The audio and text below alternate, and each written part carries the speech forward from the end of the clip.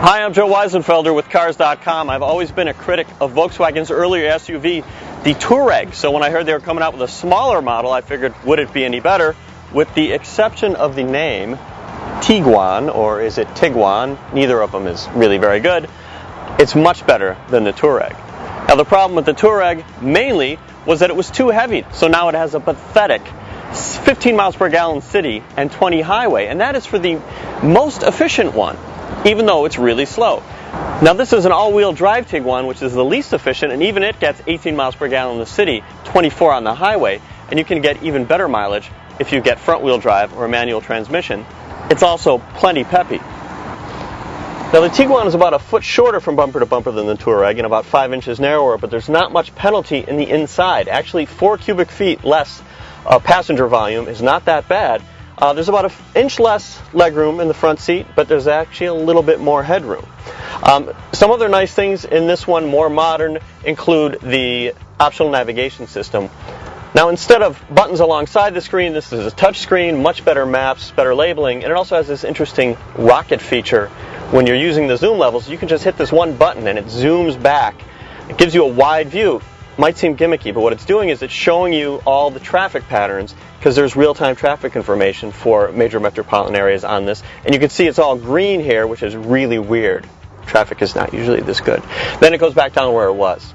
Also, for the backup camera, which comes with the option, when you put it in reverse, aside from just seeing what's behind you, you get lines to show you where your fenders will be, and then when you turn the wheel, it swings either way to show you where you will go. There's also a different mode you can push that gives you a pattern that helps with parallel parking. Kind of neat. We haven't seen anything like that except for in cars that park themselves, like the Lexus LS460. So the back seat is also roomy. There's actually a little bit more legroom and almost an inch more headroom than in the Touareg. Also, unlike the Touareg, you can adjust the seat forward and backward, which is good. Helps you share space between the passenger compartment and the cargo compartment. The backrest is also adjustable for angle. You got a center armrest. Now, there's more to it than that. You pull one strap, and the whole thing goes down, and that's pretty much it.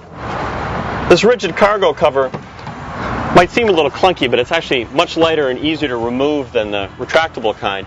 Now, we found in cars where the second row rolls back and forth that you get a gap in the cargo floor, and the solution Volkswagen has here is this flap. Can't even really tell it's here. Keeps it smooth, nothing falls in, and if you're sliding some cargo in from the rear, it just slides right over.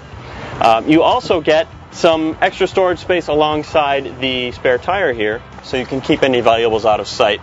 It's well worth having. Now the Touareg does have more cargo space, as you might imagine. One thing it doesn't have is a front seat that also folds flat. So even though you have a shorter vehicle overall, you got a lot of room to work with here. Well, overall, the Tiguan, I think, is a much better vehicle than the Touareg, especially for today's times, high gas prices, etc. All it really gives up is a little interior space and some towing capacity. If you don't need that, this is a much better way. For additional information on this car or any other, go to Cars.com and our blog, Kicking Tires.